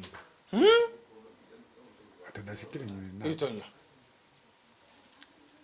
awa no ta hasi tatem yo iko summa yo andel se ala tanto bi ñoko na lu ñini na summa ala non sa di jomma betege sahare ala sa di jomma sembe tadi la jomma fe bawo ni ga me summa atola ta ko nga sumu ta aha ala nga sumu ta karamo khalifa ba yo wala polo ga summa sigi summa mu dingira minti non dan na le sta wanye ke ni ga sigil faga anin fem awa isi ilaja ma wulale isi ilaja ki ta ka takhit mo se amman ba fo la summa ma da min summa ke baru ni no ke baru tumbi ari rafen fen ni ala taala man salem asinema ari ala taala tamani mala betege sahare tamani mala ata fen di la mo ma fana rafen fen ni bu yo karifale aketa fasa wote yo ikana ki fana ngana yat aba karifale la nda sata nto betege sahare wallahi ani wote mo balu bi bari dunia ni game ko sawante akhi sawani bako wallahi aha ifan bako wallahi ko to molati akoto boleti bate ita mela ko fure yo longa ta fure ka sabanta sabo de ko sawante sawante ki fanka wandi akhi sawanne bari bako albe ta ka alfa bi tal dingra kilne wallahi ta jamili fan binare awa ala taala fuyi dira mo ko ata fuyi dira mo ko ma basingale ma basante yo sa ta wonyale hasisi ni kuma basante na ni ta talummi ko kari banta wallahi yo kari falem yo wallahi awa dolu ni ga fen soto asiki en ki ga isembe la ga yo anda wote kari falem kari wolo sahare a wole kan ki ga fen ni soto yo ila fen keta nyawo yo fen saba min biye yo min do ma ni min layma yo ani min sadaka yo do kan mi ta wallahi to turi mu me abesita wallahi sahare alun sim bamba basante summa dim min biam kam bamba parce que summa iko dawo dan din ka fo konde mu jaxangale yo iketa summa dinti keta fankuta dinti ni ko mu jaxangale yo jangorti yo jaxanga horma ya silay abet second do sahare jaxanga isita wa ni ko konde mu jaxangale ni kitabi be lari sadibu sahare awalun sinyi din karike basante kama nyini karike basante lonno nena har jigele ni ga atinyata lonna bi betege sahare na benta yo lonna le betege sahare lombali ta ke sahare basante lombali ta ke basante arfo sa ba na sa garu sa segoti mo wanda ke ni khali doro ka wa jamae basante wa dala nyan len se amanna ma basante wa ka nyogo mage basante wa ka nyogo mage bul kon din kilin te bereta o sahare mago ni be sadaka andila Yo. adilillahi alay ikani mira asake te maka takera asalasi atalasi la obe muson da me wuswasa ira hadi alay adi ala madro ara le be sarali se wallahi ama ko to janya na ta takalla akhira ke nyawnya Allah ba atanti Israel Allah bi Israel banta ya sadaka min da abu fa na ta takalla se abatu la so ha do ko nyimala so ha do ko jago wallahi ala sago annabi sago alu sago del be nyakhalere ne bazanta wala mo jama sago awa harafu min be nyenten folo o boleti bazanta kende alete sabatrin kende awa kaduwa awa silama aliyan kaduwa dindin nuye kaduwa dindin ne riban bande bazanta ndel we burale la bari riban bande riban ba maho e kojo ni ma mo kilin takata kan sallallahu alaihi wasallam ka be siba sida nyinina sibaso si yo kila kaye ko sinin sa ko ma ko sori ga silamta kinin ke ba siben ke ba hagiga ke ha nyininka siba sida ko ba da to mandide ko na ga ko dum ka joke ka ta ko fer la fana ko ni ko nyininka ko siba abota ani bulisa benta ko ni ko ki ke ga ni se ke nyale ke bulisa aha konton angun kontara ma harala mu akonfa akombe siba sida nyeninka ki kodi kombe siba sida nyeninka komada aha ko dai aha joke ko siba si akonna lo ne bari nta fo dai mba fo dai mun aha me ako siba si akoni mu dinnindi ako fendanta hakkidu toma ke ba ko to kunge ake hakkidu toma ako siba si lewo akono tambita bugutige ka bugutige tarten ki ilo ato ako maki sagwanga to fa ako e kana sama ako fanansi si tegele ako no tambita ifa fulan e kana bulala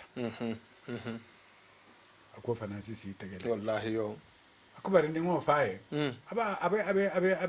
abe si soto lale awa wala dorombe ke kam wallahi yo dorona be ke kam wala sa mele ko kari banta wallahi mun ga soto kuno nabe kumala kuma kuno nabe domorila ma kuno nata kataya wallahi awa satra kula musabula bala ala awa dindi ni be si hakilitu bazanta be si hakilitu in bazanta ite fu ikeno mo ya ala min kai ay sahar pos ay sahar ndele ga nke kare ndele ga kare de ma be ala gi bulala ni ma ko har dige bi ni ma da bula si jolo ay sahar do sata ni si ta da wallahi tonya ni sa da ndel kembe nya kan ne me duara la bazanta tagari me duara bazanta mimana minno be ba ke di fanne bazanta baraka wala musali ala sallallahu alaihi wasallam watabe bismillahir rahmanir rahim kamar san alhamdulillahi rabbil alamin ala men qasuo ko qatilo labo wonde su ko to tugo tenen su hormo ala mala langa amin ya rab da fe nyima bugita tenen le tenen ba fa hormo ala mala langa amin ya rab fensa bo polo kunyima ni tema kunyima ni daba kunyima ada mo na tegedam yo jamano gere ala mon kisilamu amina mbe kuo me kuna kundinte yo saruja kuo ngame fo jansaji iso dole fono ni ite ka menfo ani ngame fo yo isa fo de kalsa ka dolo yo saruja kuo bara me banno ame ba yo saruja yo ala ka fengo do keje jangat bugol be jeda abe misil memba abe woli o be janga bugo be betika yo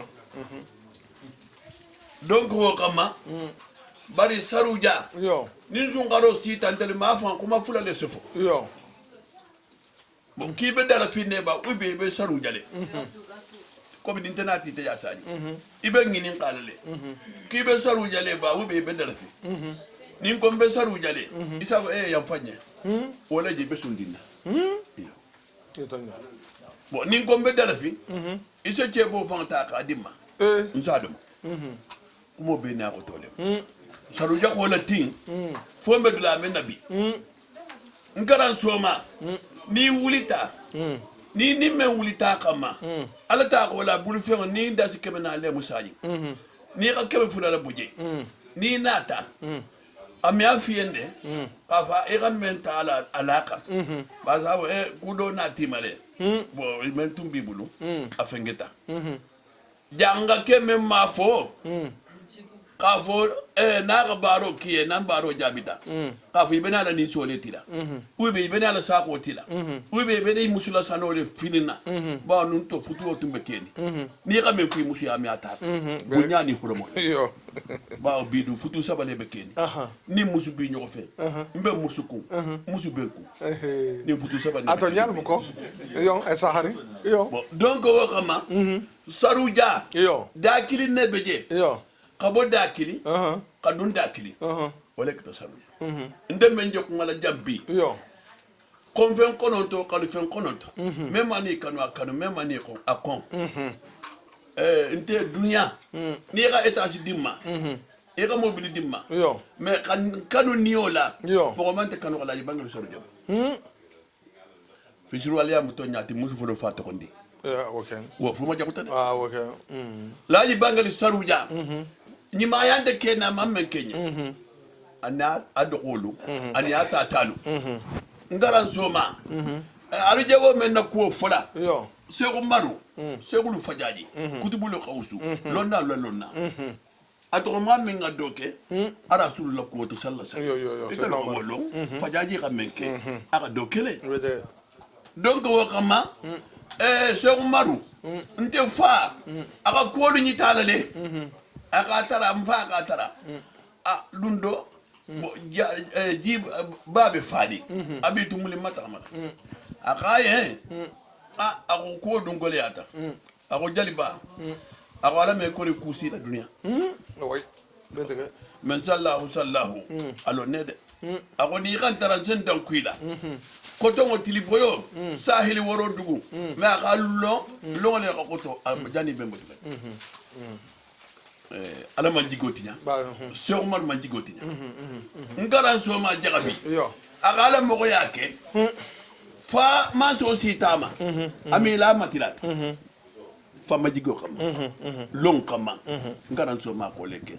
al hadama dinya ko ado oni nu faranu na ko mogo mi atama mogo mi asoso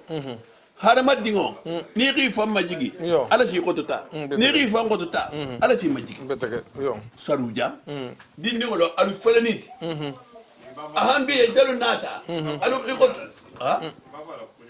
wala bon alu idamenu nata alu si hakiritu aga kuku dokole dadante fay awo jal kunda mbatani dima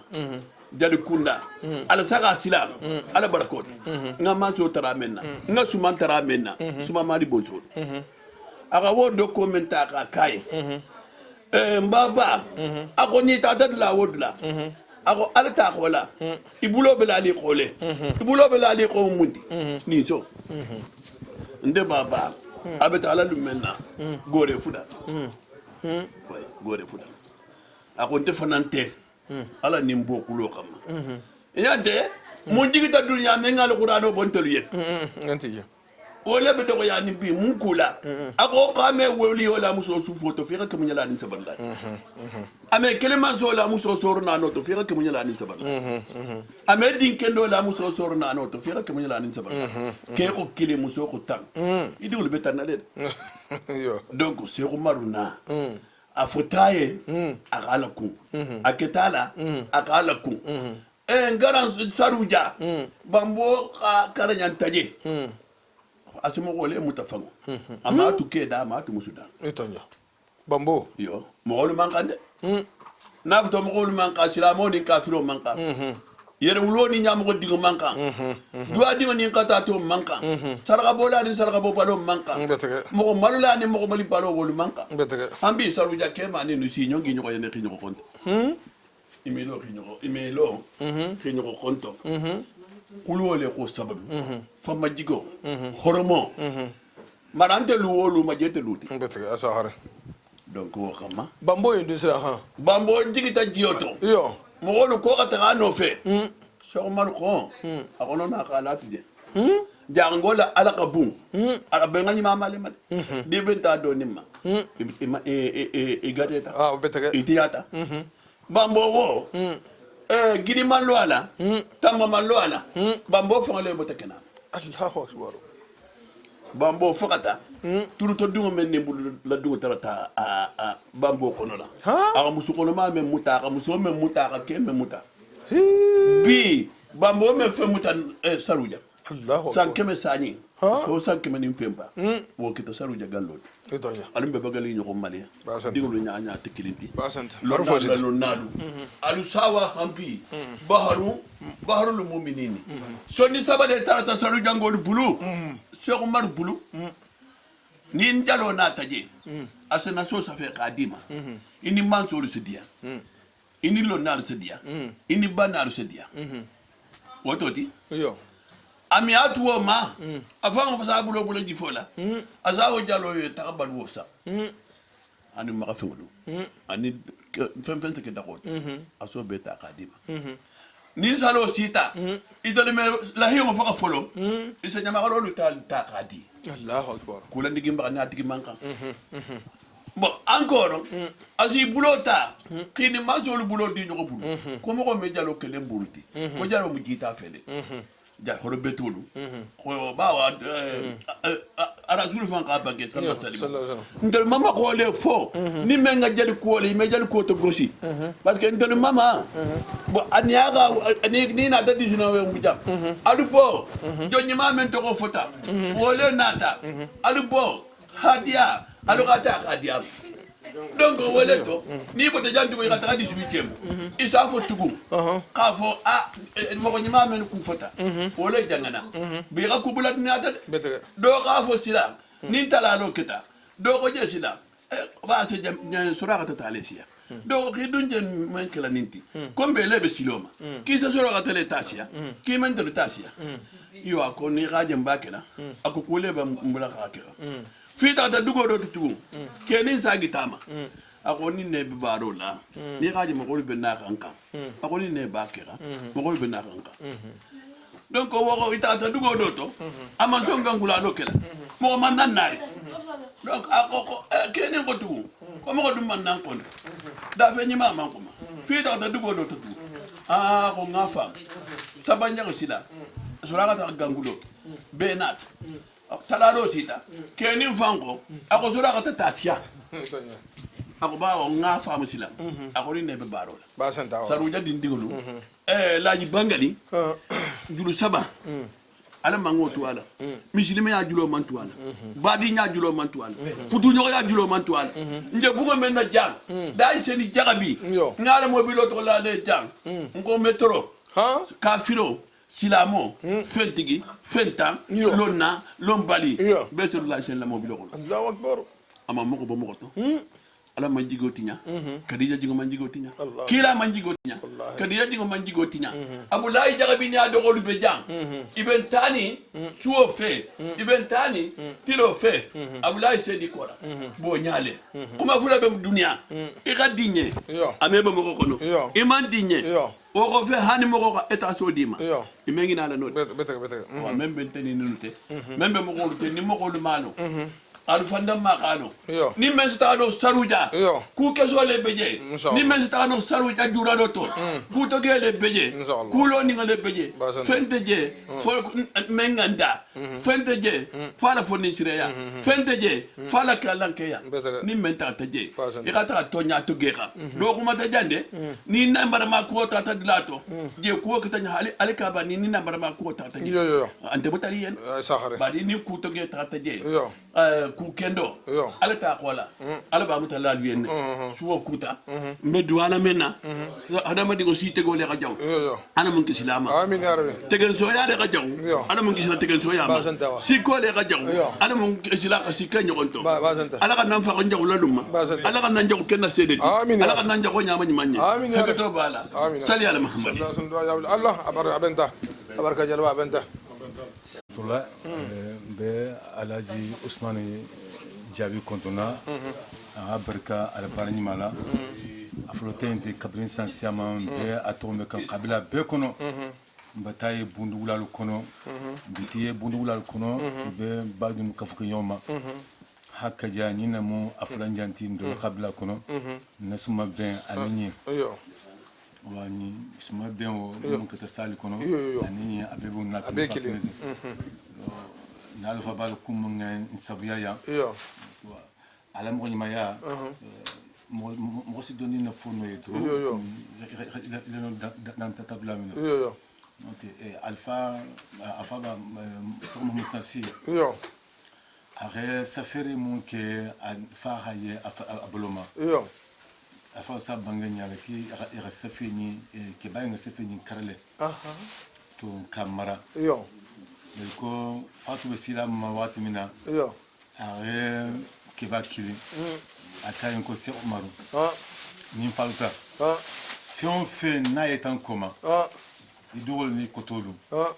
ni ikini hamela fen fen ninka se fait ni ni mitat ah ikama fuila tu to ni ra fui dima Yo. ma fui rabanto bari hamela munka wala mun safi ikire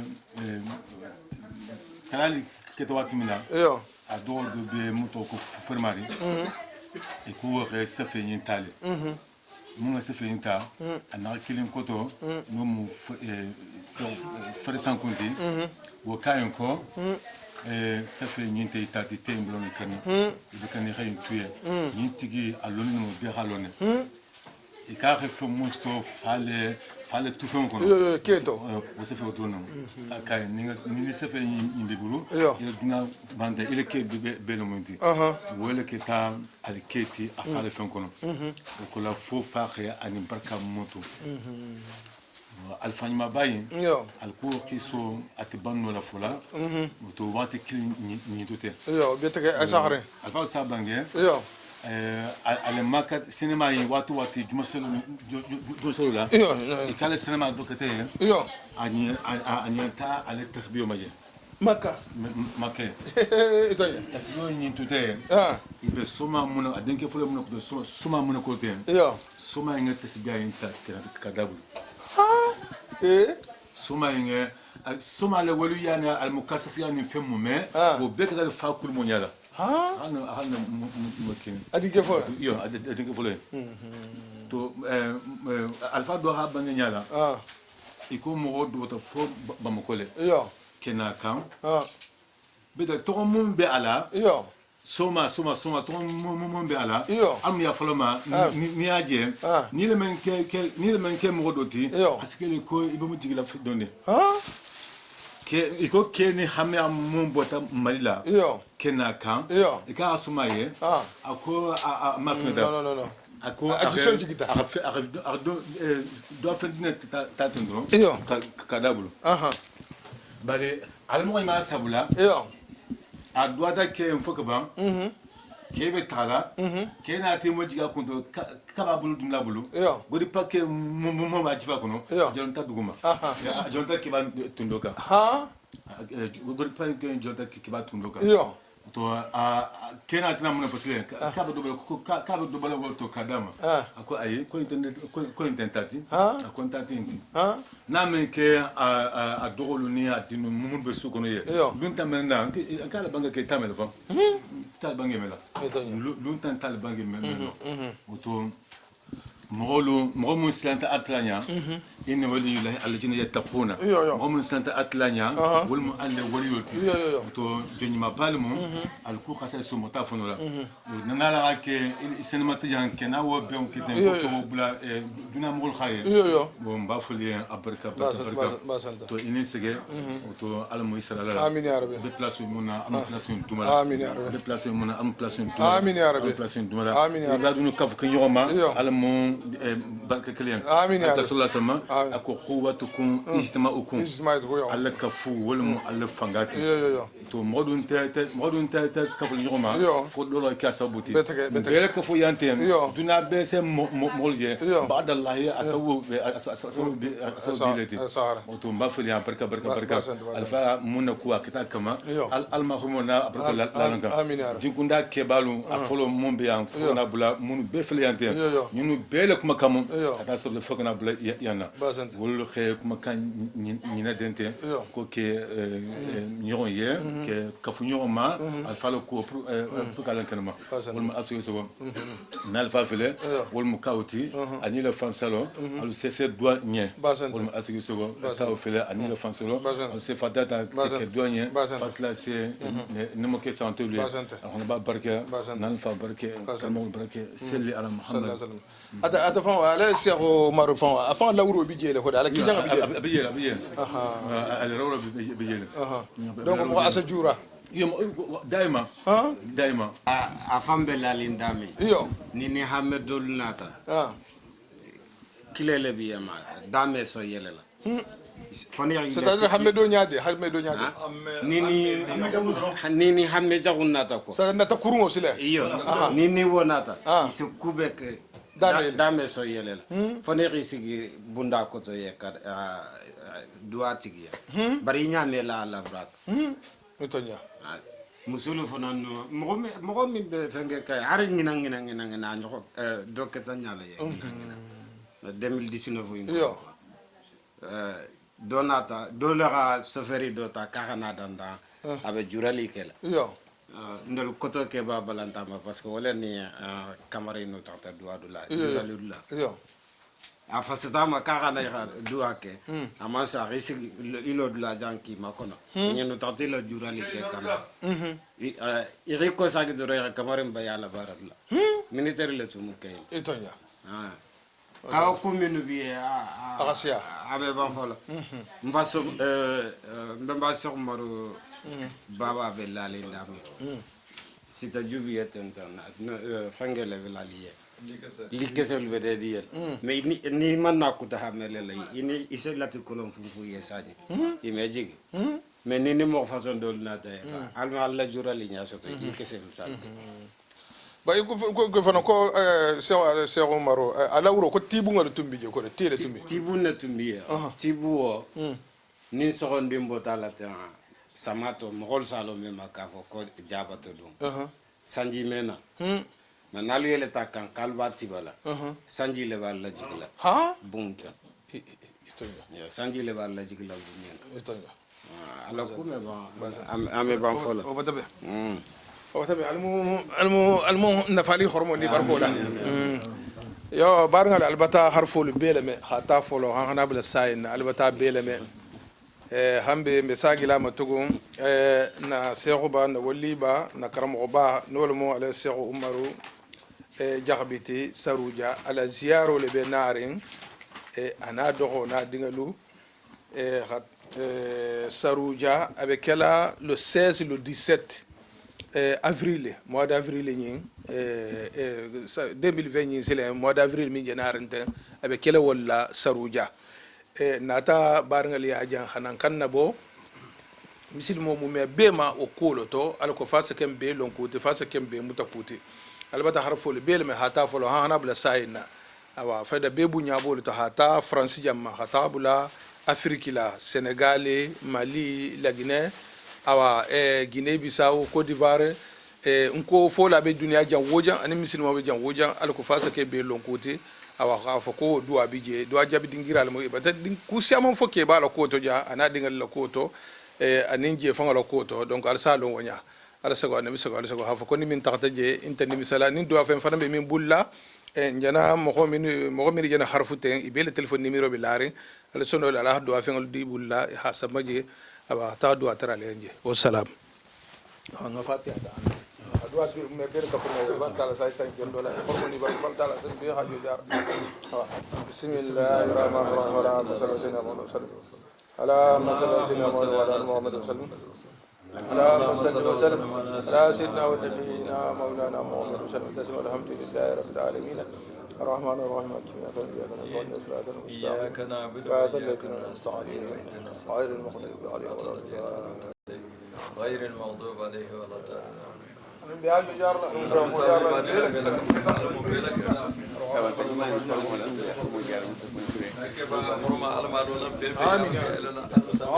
آمين يا رب آمين يا رب يا إله قنال فالكين من كل ما سبحانه فالله آمين آمين اللهم صل وسلم آمين